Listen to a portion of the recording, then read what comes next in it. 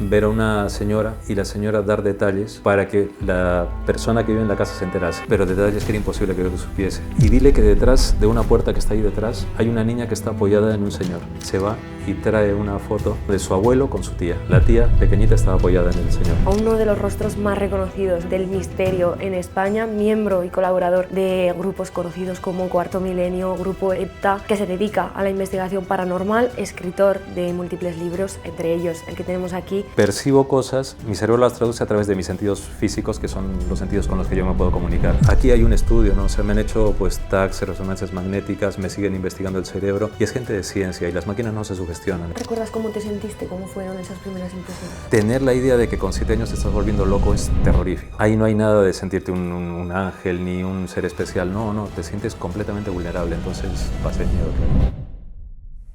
Bienvenidos a un episodio más del podcast de Jovenín Caja Rural de Teruel. Hoy tenemos con nosotros a uno de los rostros más reconocidos del misterio en España, miembro y colaborador de grupos conocidos como Cuarto Milenio, Grupo EPTA, que se dedica a la investigación paranormal, escritor de múltiples libros, entre ellos el que tenemos aquí, Yo, Medium. Aldo, todo un placer tenerte hoy en este podcast. Gracias, Mapi, gracias. Para empezar un poco, ¿no? Porque te han mencionado de diferentes formas, ¿no? Como medium, investigador. ¿Con cuál te identificas tú más? Pues te diría que con investigador. Lo de la mediumnidad es parte de lo que me ocurre, aunque sé que parece una locura y que sé que es muy increíble, sobre todo por la cantidad de cosas locas que se ven en la tele, pero creo que soy un investigador y creo que con lo que más me identifico es con intentar averiguar quién es Aldo Linares, por qué me llamo así, aunque sé que tengo nombre de actor de culebrón de los años 70, pero quiero averiguar quién soy. Hoy vamos a hablar un poco de tu trayectoria, de tus libros e intentar entender, ¿no? Cómo ves el mundo a través de tus ojos. Cuéntanos, ¿cómo te defines cuando la gente te pregunta a qué te dedicas o quién es Aldo Linares? Mira, yo me defino como una persona que en el fondo soy como una hormiguita, o sea, estoy intentando avanzar poquito a poco y me he movido siempre en terrenos de periodismo, estuve trabajando muchísimos años en un departamento de comunicación y creo que soy una persona curiosa, creo que me defino como una persona curiosa y con muchas ganas de saber, de aprender, ¿sabes? Y cuanto más pueda mejor, así que en eso estoy. Naces en Perú, en Arequipa, y luego ya madrileño de adopción, ¿no? ¿Cómo era esa ciudad? ¿Cómo recuerdas esos inicios en Perú? Mira, Mapi, no hay día que no me vengan imágenes de allí, de Arequipa. Arequipa es una ciudad que es una mezcla entre Granada, Málaga, Sevilla, de hecho apellido Linares, pero soy madrileño de adopción y me siento totalmente madrileño en muchos aspectos, pero es curioso porque es una ciudad que cuanto más pasa el tiempo, más mágica se me hace y es muy curiosa, está a casi 3.000 metros de altura, tiene 3 volcanes, a las 6 de la tarde y es de noche, el cielo lo ves aquí con las estrellas, pero tiene algo que es muy difícil de explicar, lo que muchas veces se habla del realismo mágico, pues eso no sabes cómo explicarlo, es así, y tiene algo que si la gente cuando a veces me pregunta, oye, ¿debería conocer Perú? Sí, deberías. ¿Cómo recuerdas tu infancia allí? Muy feliz, muy extraña también, muy de decirme no hagas esto y yo lo hacía, muy de estar metido en el mundo de los cómics, de la Guerra de las Galaxias,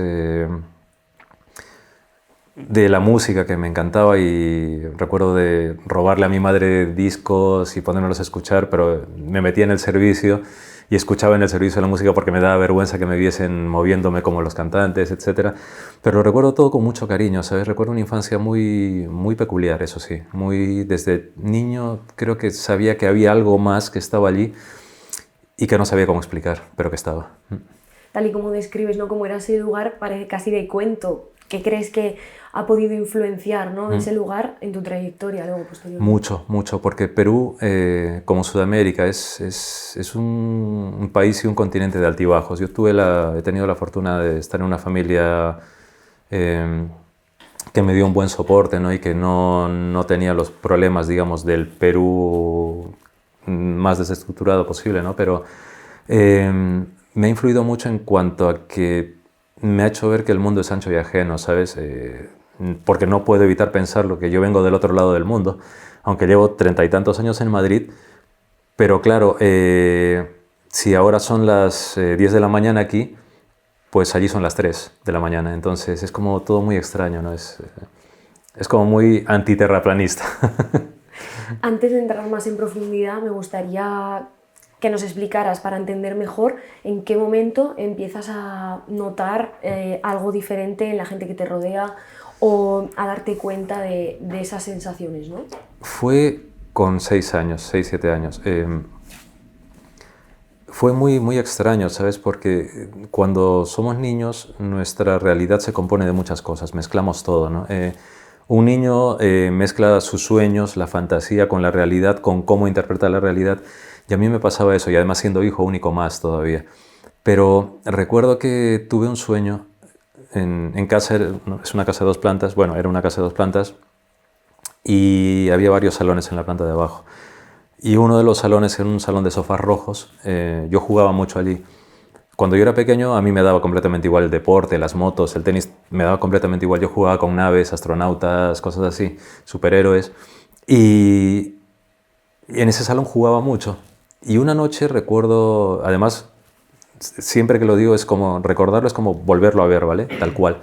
Pues soñé que estaba en ese salón jugando y que aparecía una chica de un costado del salón y ella iba vestida como de verde, de un verde como de terciopelo, un verde oscuro. Tenía el pelo como lacio negro, los ojos verdes, y se me acercaba y me decía ven, ven, y me cogía de la mano. Y yo le decía que no, y me ponía a llorar. Entonces me decía, pero ven, ven, ven. No me lo decía a malas, era como ven, ven, ven conmigo. Y yo no quería, y me ponía a llorar. Esa fue la primera experiencia que tuve que me marcó tanto, porque te diría que 18 años después, un amigo que se quedó a dormir en casa, que no sabía nada de ese sueño, que era una persona bastante con los pies en la tierra, pues se queda a dormir en el salón. A las 2 de la mañana pega un grito, bajamos todos, pensando que qué ha pasado, ¿no? Le digo, oye, ¿qué ha pasado? Y me dice, no, que me levanto para ir al servicio y veo que había una chica sentada en el sofá. Y le digo a una chica, ¿cómo iba? Y me dice, no, iba, cuando se levantó iba como con un vestido de color verde oscuro, parecía terciopelo, algo así, y tenía unos ojos verdes como muy, muy, muy, muy abiertos. Y me preguntaba por ti. Y entonces él me dijo, ¿no? Yo pensé que era tu prima, pero claro, cuando me di cuenta que no puede ser porque tu prima no dormía en esta planta, sino en la planta de arriba, es cuando he pegado el grito porque la chica ha desaparecido. Entonces dije, wow, lo que yo tuve no fue un sueño. ¿Qué fue? Y a raíz de eso empezaron a ocurrir cosas también. ¿Recuerdas, bueno, a la perfección, ¿no? Cómo fue ese momento, pero también recuerdas cómo te sentiste, cómo fueron esas primeras impresiones? Pasé miedo, pasé mucho miedo. Imagínate, si a las 5 de la tarde mi madre se va a un cumpleaños, yo feliz porque se va a ir al cumpleaños, porque siempre sus amigos me daban, y sus amigas, si se iba a un cumpleaños, ella volvía con tarta para mí, o con chuches o cosas así. Y yo estaba feliz porque decía, pues esta tarde voy a tener cositas así. Y se va y veo que en la habitación aparece una chica con un señor y fue horrible, ¿sabes? O sea, pasé miedo, grité. Vino mi abuela, me cubrió de brazos, me preguntó qué ha pasado y tal. Se lo conté, pero no lo pasas bien, no lo pasas bien porque te sientes vulnerable, porque lo peor de todo piensas... Y fíjate, es muy curioso, cuando de pequeño, que esto me pasó con 7 años, tener la idea de que con 7 años te estás volviendo loco es terrorífico, terrorífico, terrorífico, porque ahí no hay nada de sentirte un ángel ni un ser especial, no, te sientes completamente vulnerable, entonces pasé miedo, claro. ¿Tu familia, tus amigos, tu entorno más cercano te apoyaron, te entendieron? Mi familia, mi madre y mi abuela sí, mucho, pero porque creo que ellas me preguntaron todo, porque muchos años después me di cuenta que a ellas les pasaba lo mismo que a mí, pero nunca me lo dijeron. Nunca me lo dijeron, porque querían que yo lo descubriese. Yo me enteré cuando ellas fallecieron. Pero en el resto de mi familia siempre tengo la sospecha que me veían como un niño especial. Algunos porque era un poco extravagante, ya te digo. O sea, me gustaban las cosas que me gustaban. Mi habitación no tenía imágenes de futbolistas, no, tenía recortes de periódicos de ovnis, de civilizaciones antiguas. Yo no quería usar una camiseta de la selección argentina de fútbol, no, yo quería una de Batman. Entonces era como pues un niño peculiar.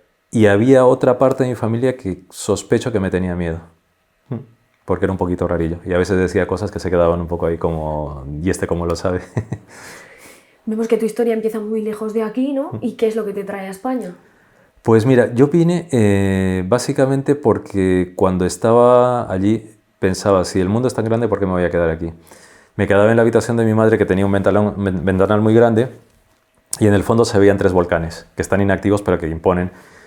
Y claro, yo veía pasar los aviones y pensaba, wow, ¿cómo será? ¿Cómo será todo eso? Yo quería conocerlo. Entonces, mi madre siempre me dijo, ¿no? Que ella estaba convencida que yo no me iba a quedar allí. Entonces, yo creo que fue un poco eso, esa curiosidad de querer más, ¿sabes? Para mucha gente que simplemente te ve en la tele, ¿no? Eres como el medium de la tele. Tienes otra parte de tu vida, ¿no? Muy potente, que es la música, Sí. ¿no? Y la gestión cultural de todo esto. ¿Cómo conviven esas dos facetas tuyas en un Muy bien, mismo? muy bien. ¿Sabes? Mira, yo durante muchos años estuve trabajando en la organización de un festival, el Festival de Benicàssim, el FIB, en la época que era un festival reseñable. Eh, Digo eso, no lo digo por desdeñar el festival actual, sino porque lo que hicimos en aquella época no tiene nada que ver con lo que se hace ahora, nada que ver en absoluto. Y es muy bonito porque lo que a mí me ocurre también, la música siempre ha sido demasiado importante. Yo entiendo lo que me ocurre a través de la música. Yo no puedo vivir sin música. Cuando hay gente que tiene en el móvil apps para 1000 cosas, yo lo tengo lleno de música. Eh, y te diría que incluso la música, como el arte, la poesía, que para mí es muy importante también, tienen algo que tiene que ver con el misterio. Es algo que no lo ves, pero que se produce, ¿no? Una canción, tú no la ves, pero la oyes y te remueve por dentro. Pues es algo parecido a los fenómenos paranormales, al misterio, a la mediunidad. Es algo que es muy por dentro, pero que luego se manifiesta externamente y es fantástico, fantástico.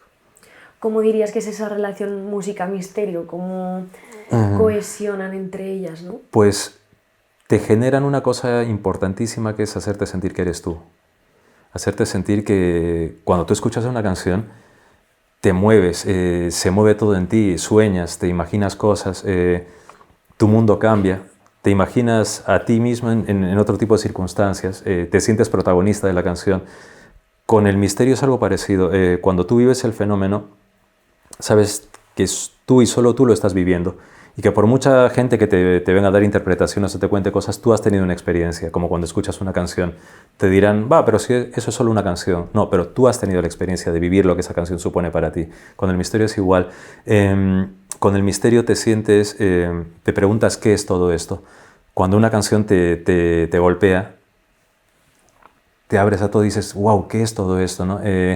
Cuando tú tienes una experiencia mistérica, te quedas así. Cuando estás en un concierto y suena la canción que te gusta, te quedas un poco así. Es todo, creo que todo te lleva a ti y te saca de ti al mismo tiempo. Y eso es muy bonito, muy bonito. Dirías que para quien quiera entender, ¿no?, esa sensación lo más cercana a lo que se puede llegar a sentir, ¿no?, es a través de una canción, por ejemplo. Totalmente, totalmente, sí, totalmente. Te diría que a través de una canción, que es mi experiencia, ¿vale?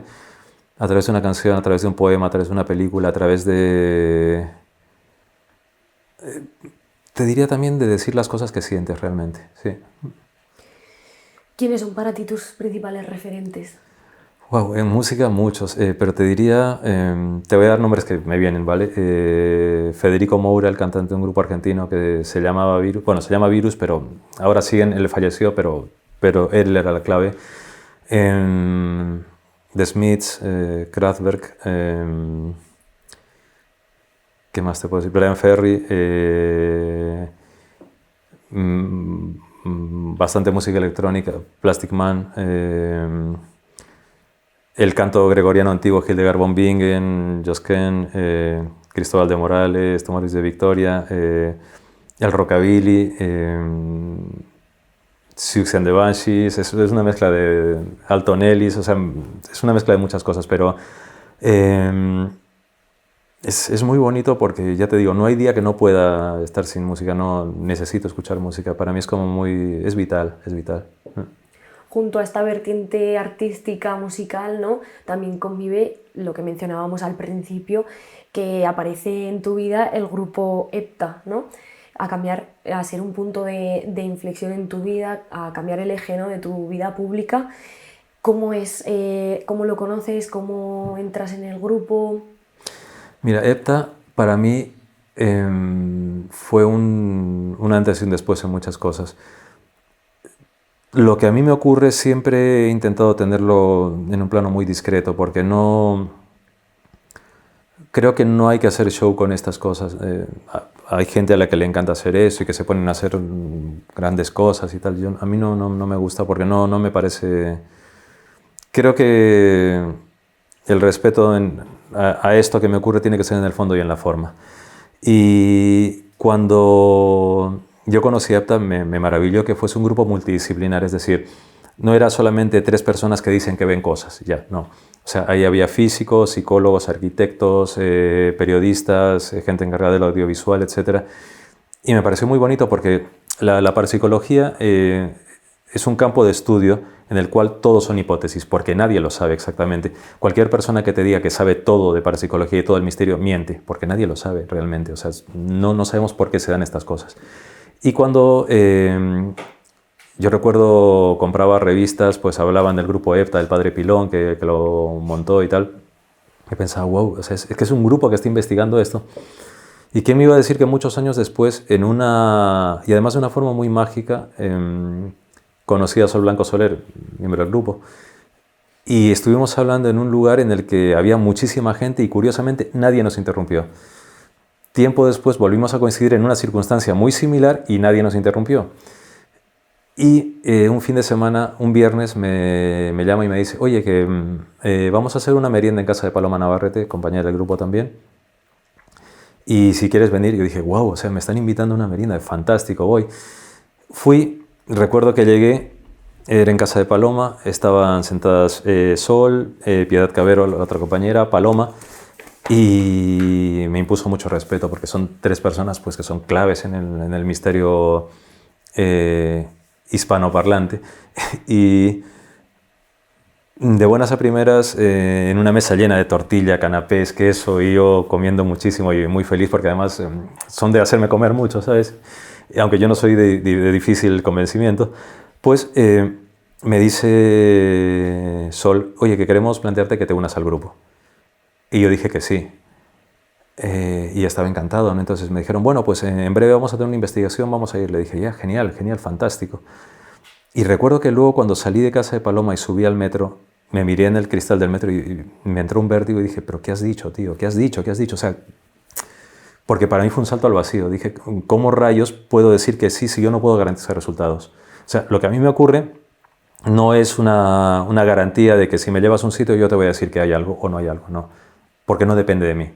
Es un proceso bastante complejo. Y es algo parecido a lo que me pasó con Cuarto Milenio. Estando trabajando en el festival lo hacíamos en julio. Y me llama Carlos Largo. Yo estaba justamente preparando unas cosas porque estábamos a 3 semanas del festival y teníamos mucho lío en la oficina. Y me llama y me dice, oye, que mira, soy Carlos, que te estoy llamando de parte de Iker porque es que queremos que, si te apetece, participes en una investigación del programa y que seas parte del equipo. Y yo le dije, ah, bueno, genial, genial, gracias, sí, tú ya me dices, y le cuelgo. Y cuando colgué, yo mismo me dije, pero ¿qué has dicho nuevamente? ¿No? O sea, me lancé al vacío y fue muy, muy curioso porque EPTA me ha supuesto, además de un protocolo de investigación que para mí es fantástico por el orden que te digo y la disciplina que se necesita, conocer a personas fantásticas y a quienes quiero mucho, o sea, a Piedi, a Sol, a José Luis, Paloma, donde esté ya por allí, pues les tengo en mi corazón, ¿sabes? Entonces muy bonito. Lo mismo con Cuarto Milenio, lo mismo. Con Cuarto Milenio estoy muy contento. He descubierto muy buenos amigos, Javier Pérez Campos, Clara Taoses, Carlos Largo, pues, Paco Pérez, Iker, Carmen, todos ellos, hay una relación muy bonita, muy bonita.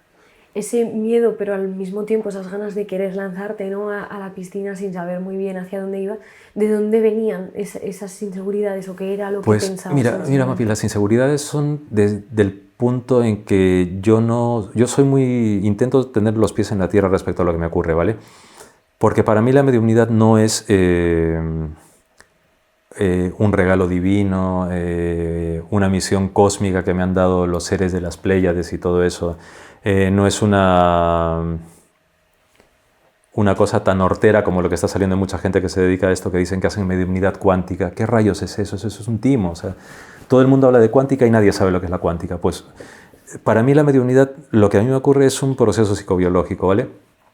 Tiene que ver con mi cerebro porque percibo cosas y mi cerebro las traduce a través de mis sentidos físicos, que son los sentidos con los que yo me puedo comunicar.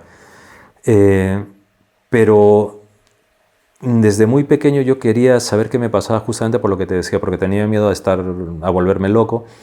Y si me volvía loco, iba a hacer daño a mi familia. Y si hacía daño a mi familia, me iba a sentir vulnerable y me iba a sentir alejado de mi grupo de amigos o me iban a ver como un bicho raro, todas estas cosas. Entonces por eso intenté ser muy discreto. Y porque pensaba que no me bastaba la explicación de que esto era un regalo cósmico. No me bastaba porque si está pasando en mi cerebro, tiene que haber algo. Y si me estoy volviendo loco, tiene que haber una razón para esto. Entonces siempre he sido muy cauto y porque además, como te digo, yo no puedo garantizar resultados. En Cuarto Milenio, que esto es mucha gente no se lo cree y que se cree que me dan las cosas preparadas y que hay guiones. No lo hay. Es tal cual es. Lo que se ve es tal cual. Excepto al final de las investigaciones que siempre intentamos echar una mano, pero eso no sale porque es privado, ¿sabes? De la gente que nos llama, ¿no?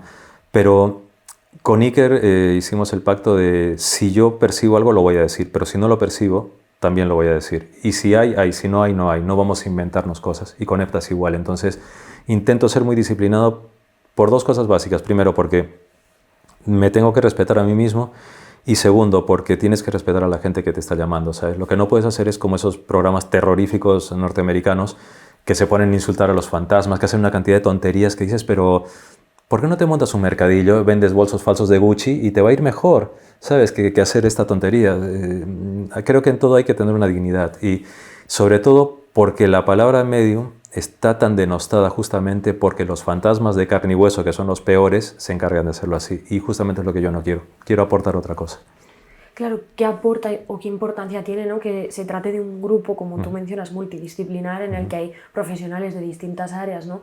Habrán aportado pues otra visión más clara, más informativa, ¿no? Sí, y sabes, una visión que es importante porque cuando tú investigas un fenómeno, tienes que investigarlo desde muchos puntos de vista, o sea, desde los factores físicos que pueden condicionar algo, que puede llevarte a malinterpretar y a pensar, no, es que en mi casa hay fantasmas, porque es que siento como que están tirando unas canicas por las escaleras. No son canicas, son las tuberías. No, es que estoy en el salón y entonces debe ser el fantasma que está haciendo que me falle toda la instalación. No, es el fantasma de carne y hueso que te ha hecho una instalación chapucera. ¿Vale? Entonces, por eso es importante eso. Es importante el valor psicológico. ¿Por qué? Porque cuando tú investigas a las personas que viven los fenómenos, te vas dando cuenta un poco cómo es su nivel de sugestión, cómo se contagian entre ellos. Es importante tener una labor de comunicación también, porque muchas veces detrás de estos fenómenos hay problemas familiares, personales, o cuando alguien viene y te dice, no, es que yo escucho voces y tal, yo soy medium, y a lo mejor no, a lo mejor lo que tienes es una patología. Entonces por eso es importante eso. Y por eso yo estoy muy agradecido también al hecho de que me hayan investigado científicamente y que me sigan investigando, porque no, ya te digo, en la mediunidad hay de todo.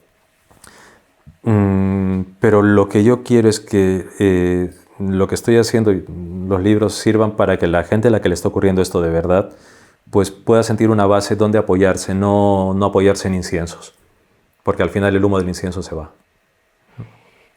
Hay diferentes figuras, ¿no?, muy históricas dentro del grupo EPTA, pero una de ellas es Padre Pilón. ¿Cómo es trabajar con él?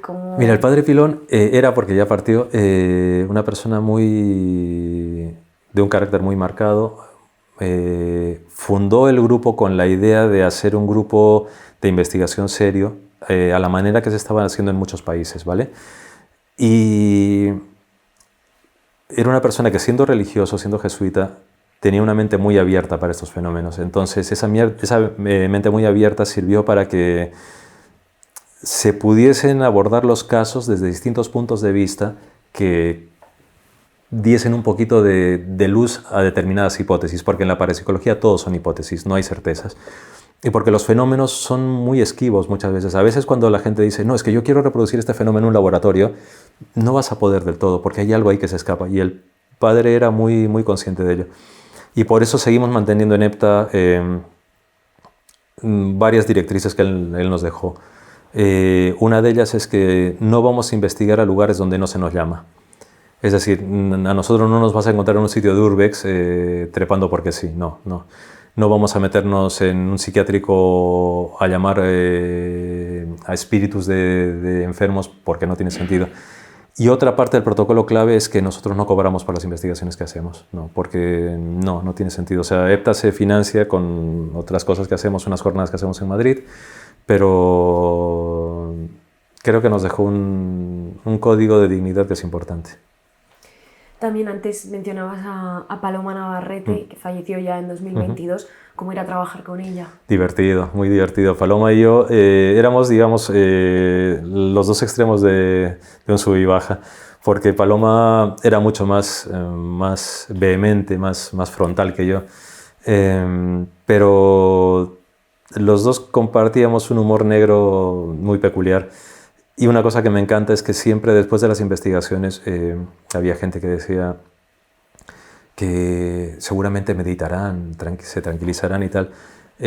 No, nos tomábamos un vino o nos tomábamos una copa y hablábamos de lo que había ocurrido porque tenía, y donde esté lo tiene seguramente, un punto ahí de acidez que me encantaba. Y eso me hace mucha gracia porque hay mucha gente de estos supuestos iluminados que dice, no, es que estoy contactando con Paloma, qué maja que es, ha dicho que ha venido muy sonriente y muy amable, y es como, ¿cómo no se nota que no conocías a Paloma? Paloma era muy así. También has mencionado a Cuarto Milenio, ¿no? Te iba a preguntar cómo te habías cruzado por el camino con Cuarto Milenio, pero ya nos lo has contado. Entonces, ¿cómo es trabajar con Iker Jiménez y su equipo, ¿no? Es fantástico porque siendo parte del equipo yo me siento muy protegido, ¿sabes? Hay un protocolo de trabajo que es importante y ese protocolo pasa por la confianza y la importancia de mostrar las cosas tal cual son. Entonces es un pacto de damas y caballeros, por decirlo así. Lo que a mí compete, a mí no se me dice dónde se me lleva, me llega un billete o me dicen, oye, que mañana salimos a tal hora de tal lugar. Se me ha engañado muchísimas veces y yo lo agradezco, ¿sabes? Porque así yo no fabulo. Y sobre todo porque así cabe la posibilidad de que yo no me ponga a buscar en el móvil a qué sitio me están llevando ni nada, ¿no? Entonces me han hecho muchas jugarretas. Imagínate, una semana me dijeron, la semana que viene nos vamos a investigación, ¿has practicado apnea? Dije, ostras, pues no. Y estuve una semana metido en la bañera todos los días, pero con las piernas fuera, practicando apnea. Cuando me llevaron al lugar, ni apnea ni nada, era un ayuntamiento, a unas escaleras, un poco para ti, mano. Yo iba con el bañador en la mochila, etc. Entonces me han hecho muchas de estas, o de decirme, estar en el hotel, vas a coger un taxi porque te esperamos en el sitio. Vale, ¿a qué hora lo cojo? A las 7 de la tarde. No, cógelo un poco más tarde, un poco más tarde, un poco más tarde. Y me dicen, cógelo a las 11 de la noche más o menos y dile que te lleva al cementerio tantos. Y le dije a mi compañero, ¿cómo rayos le voy a decir a un taxista que me lleve a un cementerio perdido en la nada a las 11 de la noche un martes? No, que bueno, dile que te lleve a tal punto. Claro, el taxista me llevó. Cuando vio que aparecían varios por varios costados, cerró las ventanas y me dijo, vámonos. Y le dije, no, que son mis compañeros del programa, porque venían cámaras con cosas así. Entonces, hay un protocolo en el programa que es muy marcado. Y lo que sí te puedo decir es que hay... te he mencionado a Clara Tavoces o Javier Pérez Campos, por ejemplo, ¿no? Tenemos una amistad muy bonita, pero esa amistad sigue manteniendo el respeto de que cuando vamos a investigar, la investigación. Y a mí no me cuentan cosas, yo no les pregunto, confío mucho en ellos, del mismo modo que ellos confían en mí, y para sintetizar te diré que, o sea, lo que se ve en Cuarto Milenio es tal cual, no hay otra cosa y no hay espectáculo para intentar vender historias, no lo hay. Me gustaría que nos contaras, en medida de lo posible, hasta donde se pueda, ¿no? ¿Cómo es ese proceso de investigación cuando vais a investigar un lugar? ¿Cómo os organizáis? ¿Cómo es ese proceso? Bien, mira, el proceso parte primero con llamadas o mensajes para decirme si tengo fechas libres, una fecha libre. Yo la reservo, 3 días antes más o menos, una persona de producción me dice por ejemplo, los horarios para coger un tren. O me llama el redactor o la redactora y me dice, pues nos vamos a ir y quedamos en la estación de Atocha, por ejemplo, en el alquiler de coches. Llegamos al sitio o llego al sitio, me encuentro con la gente, me quedo en el hotel y espero a la hora de la llamada para ir a investigar. En el hotel cuando estoy tengo una lista de reproducción de música que me sirve un poco para relajarme y para distraerme. A veces, según sea la hora, pues pongo la tele para distraerme. Entonces, si está Big Bang Theory, pues fantástico. Pero a veces pongo programas del corazón porque así veo gente que está peor que yo, ¿sabes? Entonces, o si es de noche, pues pongo la tertulia deportiva porque pues me gusta y entonces es no hago mantras ni nada de esto. Me llevan al sitio y en un momento determinado, no sé cómo explicarlo, pero hay algo en mí que hace clic. Y no soy muy diferente a un perrito sabueso, me sueltan y empiezo yo a decir las cosas que hay.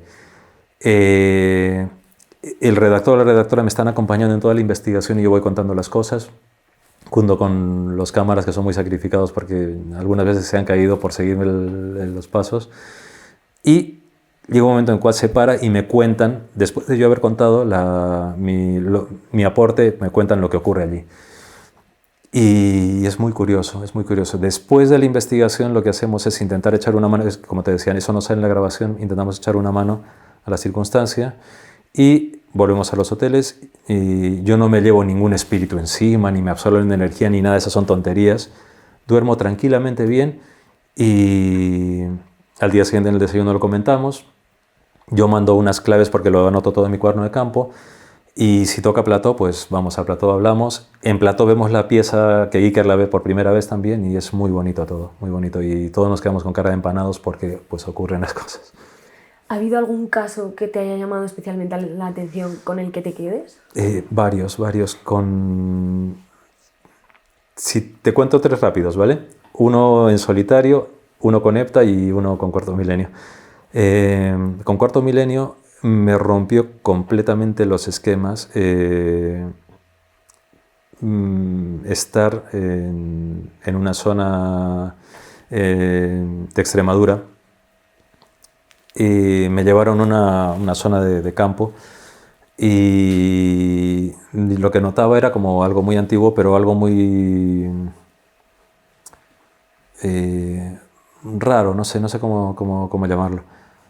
Cuando de repente veo un chavalín, un niño que se me acerca, estaba como vestido de blanco, un poquito desaliñado, y se esconde tras un matorral. Yo me acerco a él y les digo a mi compañero Javi y a Vero, la cámara que estaba ahí, el chaval se escondía. Entonces en un momento le veo cerca y fue muy extraño porque me veía y veía a Javi y se asustaba. Pero cuando vio a Vero, la cámara, como que sonrió. Y me llamó la atención porque parecía un niño romano o algo así. Sé que parece una locura, pero es lo que ocurrió. Y no sé por qué le dije a Vero, apaga la cámara, que esto salió en el programa, porque estábamos a oscuras. Y eso es la antitelevisión, como dijo Iker.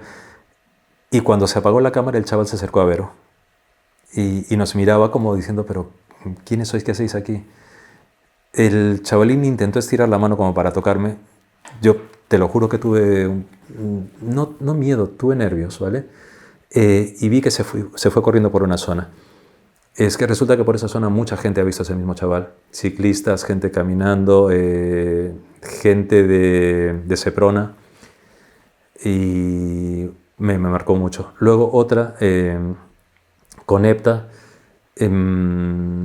no hace mucho, estar en una casa y ver a una señora y la señora dar detalles para que la persona que vive en la casa se enterase. Pero detalles que era imposible que yo lo supiese. Una palabra en inglés, ella me decía, dile esto porque ella sale así. De repente la persona esta se queda muy nerviosa, se va a un punto y trae la palabra en inglés con su foto, con la foto de la persona que vive ahí. Y luego el espíritu, por decirlo así, me dice, y dile que detrás de una puerta que está ahí detrás hay una niña que está apoyada en un señor. la chica, la que vive en la casa, que es la que aparecía en la foto con la palabra en inglés, se queda un poco descuadrada, se va y trae una foto que estaba detrás de una puerta con muchos abrigos, estaba escondida, de su tío, perdón, de su abuelo con su tía. Y la tía pequeñita estaba apoyada en el señor. Ese me marcó porque además es muy raro que alguien del otro lado dé ese tipo de cosas para que alguien compruebe que está. Y en solitario te diría que me ha marcado muchísimo haberme quedado en la iglesia de Santa María de Melque solo a dormir, justamente para este libro, y que me pasasen cosas rarísimas dentro de la iglesia, sentir pasos, pero cuando te digo pasos sino dentro de la iglesia, y mirar por una ranura, que era noche de luna llena, se veía la luz de la luna en el fondo, y en un momento determinado algo así, plum, ponerse en medio. Pero ese ponerse en medio, ¿sabes lo que era? Una figura humana, masculina. Y esta vez yo hice así. Y cuando hice así, no sé cómo explicarlo, pero todo esto fue como... No sé si fue como electricidad, no sé si fue viento, frío, no lo sé, pero fue una sensación rarísima, rarísima.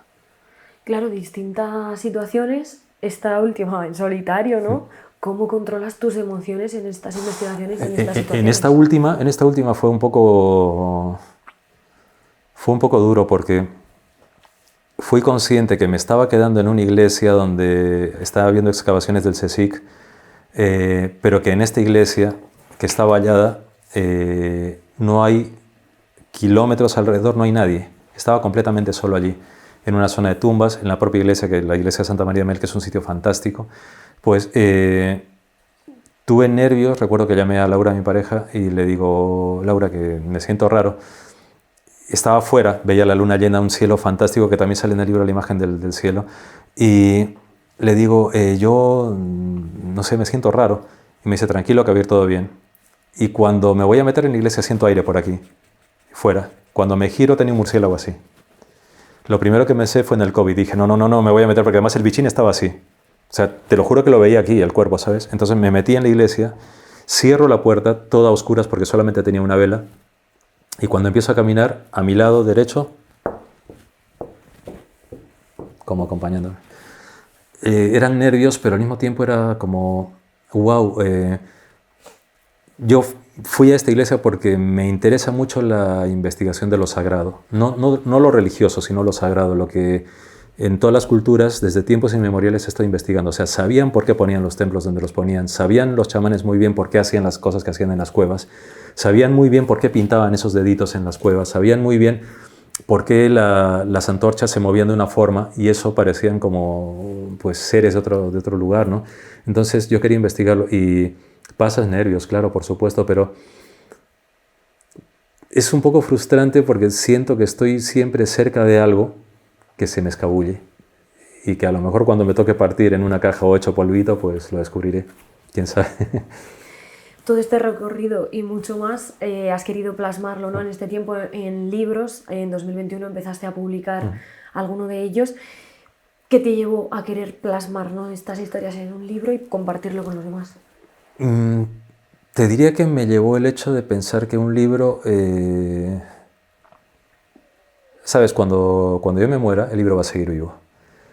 Y lo que está ahí, en cierto modo, ya es eterno, porque siempre pensamos en el más allá como algo muy lejano, pero es que la gente que me lee ya es el más allá. Yo no sé cómo son sus casas, no sé cómo son ellos, no sé qué pensarán, pero lo bonito es que ese libro está ahí. Entonces, mis libros siempre son como pequeños Frankensteins porque intento meter muchas cositas, y hay gente que pues, ha colaborado en el libro porque también me gusta que la gente opine cosas que haya. Entonces, lo que me lleva es un poco a intentar dejar lo que yo siento, lo que pienso plasmado y que a quien le sirva, y que lo que le chirríe lo deje de lado. Y sobre todo, para también intentar aportar un poquito el hecho de que lo que a mí me ocurre, aunque tiene que ver con cosas que son extrañas, misteriosas, como quieras llamarlo, también la ciencia lo está investigando. O sea, aquí hay un estudio, ¿no? O sea, me han hecho pues tags, resonancias magnéticas, me siguen investigando el cerebro y es gente de ciencia y las máquinas no se sugestionan, las máquinas detectan lo que detectan. Y cuando se me hizo la primera prueba, recuerdo que un médico me dijo, oye, ¿sabes que te has ahorrado una cantidad de miles de euros? Porque esto detecta tumores, anomalías, disfunciones, problemas. Pensé, wow, ¿y si tengo un tumor qué? ¿Un tumor qué?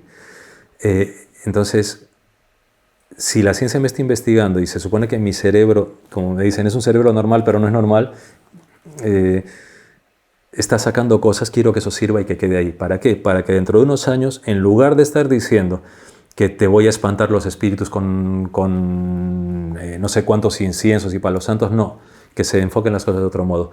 Que el palo santo huele muy rico, pero si yo soy un espíritu y me da completamente igual el olor al palo santo, por mucho que me pongas 500 palos santos no va a servir de nada. No, creo que eh, la mediunidad y todas estas cosas es como, siempre pongo el mismo ejemplo porque es como yo aprendí de pequeño. Todo esto es como un pajarito. Para volar el pajarito primero tiene que ser así.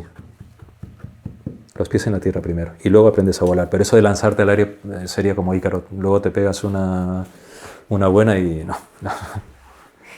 Este mes de mayo de 2026 publicas John Medium, La sensibilidad como puente. ¿Qué se va a encontrar el lector con este libro? Pues muchas preguntas cuyas respuestas son más preguntas. Muchos pasajes de mi vida que creo que, y estoy muy contento, sobre todo por lo que me dicen muchas personas, ¿no? Que notan que en este libro parece ser que he dado un paso más. Y para mí eso es bonito porque yo voy creciendo a medida que voy escribiendo también mis propias cosas, voy creciendo a medida que puedo encontrar una mejor forma de decir lo que siento, ¿sabes? Porque es muy difícil decirlo, explicarlo con palabras es muy difícil, ¿sabes?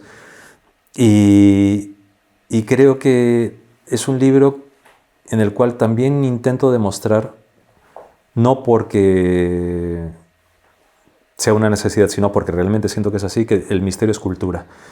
Y que todo es misterio, que el misterio es ciencia, es antropología, es sociología, es arte, es psicología y sobre todo es filosofía. Es un libro muy filosófico también, pero al mismo tiempo es un libro que es muy vivencial y es un libro en el cual cuento muchos pasajes desde varios puntos de vista. Hay investigaciones científicas también bastante interesantes. Hay puntos de vista de pues, antropólogos, compositores, periodistas, arqueólogos que han aportado cosas también. Y hay una visión visual, que son los dibujos que ha hecho Laura Serrano, que hablan mucho también de lo que es el libro y de lo que soy yo. Y finalmente te diría que hay una especie como de darme la mano a mí mismo. Se llama Yo Medium. Se iba a llamar de otra forma el libro, pero un buen día un querido amigo, Javier Sierra, me dijo, oye, ¿cómo se va a llamar el libro? Le digo el nombre y me dice, no, que se llama Yo Medium. Y le digo, Javier, no, porque sabes que a mí la palabra de medium me gusta, pero me da mucha cosita justamente por toda la cantidad de tonterías que hay alrededor de esta palabra. Y me dijo, no, pero es que tú eres medium. Y le preguntó, llamó a Laura, a mi pareja, y le dijo, Laura, ¿tú qué opinas de él? Y dijo, pues sí, si él es esto, ¿por qué no se va a llamar así el libro? Y entonces pensé, bueno, pues sí, o sea, que se llame así. Además me recordó a Isaac Asimov y Yo Robot, entonces dije, bueno, me gusta. Bueno, además de los libros de la televisión, tienes múltiples proyectos también personales tuyos, ¿no? Y tienes la Ruta de los 6 Sentidos en Madrid junto a Laura Serrano. Cuéntanos de qué trata. Pues la Ruta de los 6 Sentidos es una cosa muy bonita que hacemos, que es una experiencia muy bonita de deslumbramiento. Cuando digo deslumbramiento no me refiero a quedarte enceguecido de hacer así, ¿no? Sino me refiero a, wow, decir, hay algo que está ahí, ¿no? Que el misterio es algo muy vivo, que puede ocurrir a cualquier hora, en cualquier lugar, a cualquier persona. Y lo que hacemos es un paseo en el cual descubrimos cositas, contamos cositas, vivimos cosas y estamos muy contentos, muy, muy contentos porque la recepción es fantástica, la gente que viene es muy espléndida, ¿sabes? Y porque repiten. Y hay gente que, pues, hay gente que ha venido ya 8 veces, vienen con las parejas, amigos, familiares o solos. Y para nosotros es muy especial porque también es una forma de acercar nuestro universo y es una forma también de acercar que cuanto más sencillo seas, cuanto más humilde seas y más respetuoso seas, todo es más puro. Cuanto más adornas, cuanto más te llenas la cabeza de tonterías, cuanto más intentas impresionar a la gente, sospecha. ¿Ahora mismo estás trabajando en más proyectos? ¿Qué es lo que viene? Pues estamos planteando una nueva ruta, aparte de la que hacemos. Estoy con las presentaciones del libro. Queremos hacer alguna cosilla con Laura un poco especial. Preparar algunas cositas para Cuarto Milenio. ¿Y qué más? Quiero retomar el canal de YouTube que tengo de entrevistas y rutas que hacemos en otros lugares, que hacemos en Toledo, en Tenerife, y que queremos hacerlas en otros lugares también. Investigaciones con EPTA, y lo que más quiero es tiempo, porque me falta. Y a alguien que quizá nos esté viendo y piense o sienta que tiene una sensibilidad parecida a la tuya, ¿no? Igual, pero que no sabe qué hacer con ella, ¿qué le dirías? Lo primero, que no se meta en cursos de parapsicología, porque en España no hay ninguna cátedra de parapsicología real, no la hay. Entonces, que no le saquen los cuartos con eso. Le diría que lea lo más que pueda, pero que no lea solamente libros de misterio, que lea de ciencia, de arte, de sociología, de mitología, que lea de todo. Que intente tener mucho sentido común, que no se deje manipular, que no se crea que venga alguien y le diga soy tu maestro y tal. No. Me chirría mucho los maestros, me chirrían mucho los gurús, todo eso, porque me parece muy clasista todo eso. No, creo que la espiritualidad, si existe, tiene que ser algo cercano, direccional, multidireccional, no algo de estrados. Le diría que se analice mucho. Le diría que si confía en alguien de su familia que esté con los pies en la tierra, le cuente cosas. Que se analice, que escriba todo lo que vive y lo lea al fin de semana para ver si está fabulando, para ver qué cosas son raras, para ver qué cosas son tics, etc. Y le diría que tenga paciencia. Y sobre todo le diría que si le pasan estas cosas se haga una gran pregunta: ¿para qué? ¿Qué mensaje te gustaría trasladarle a quienes nos está viendo o ha escuchado esta conversación? ¿Con qué te quedarías? Con que la magia es y la magia existe. Estás aquí precisamente por eso, ¿no? Por el Teruel Mágico, organizado por Caja Rural. ¿Qué opinas de que Caja Rural organice eventos de estas características, ¿no? ¿Qué importancia tiene? Pues me parece fantástico porque me parece necesario. Lo dije ayer en la conferencia, y que estoy muy agradecido porque además había muchísima gente y fueron muy amables todos.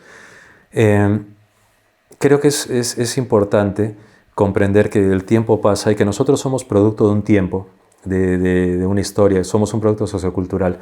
Entonces es necesario enfocar estos temas, porque estos temas son los temas que vienen desde muy atrás. Todos hemos escuchado cosas que se contaban en casa, que la abuela lo contaba. Todos hemos escuchado cosas que nos han contado las leyendas en las rutas, cuando se nos habla de los castillos. Todos hemos leído libros en los cuales se cuenta todo esto, pero lo que nos olvidamos es que en nuestro tiempo sigue creciendo todo esto y que es importante preservar esto, porque los congresos es como una tradición oral. En los congresos se cuentan cosas que afortunadamente sirve para que gente mayor lo escuche, pero que gente joven lo escuche y siga buscando. Y porque además estos congresos son importantes porque también reafirman una identidad, la identidad en Teruel, la identidad de lo que hay aquí, la identidad de que se pueda apreciar que estás en una ciudad mágica, que estás en una ciudad en la cual se está apostando por ello, y porque los organismos públicos, al apoyar esto, también están apoyando no solamente la investigación mistérica, están apoyando la investigación antropológica, arqueológica, y que esto va a abrir mentes para que luego, dentro de unos años, quizás jóvenes curiosos que han venido a esto, pues sean jóvenes arqueólogos que a lo mejor hayan descubierto algo y que lo promuevan. Entonces, es necesario apoyar la cultura porque la cultura somos nosotros. Y si no apoyas eso, te extingues. Pues Aldo Linares, ha sido todo un placer esta conversación contigo. Desde Joven en Caja Rural de Teruel estamos súper agradecidos y ha sido todo un honor hablar contigo. Te queremos regalar la gorra de Caja Rural de Teruel. Que está muy valorada además, y yo te agradezco, Mapi, la ocasión, agradezco al equipo que ha hecho esto posible y agradezco sobre todo la oportunidad de poder hablar de estas cosas justamente en un soporte que no es una bola de cristal, ni cuervos detrás, ni los adornos, sino con esto, con realidad, que es lo importante. Así que te lo agradezco mucho, gracias. Muchas gracias, Aldo.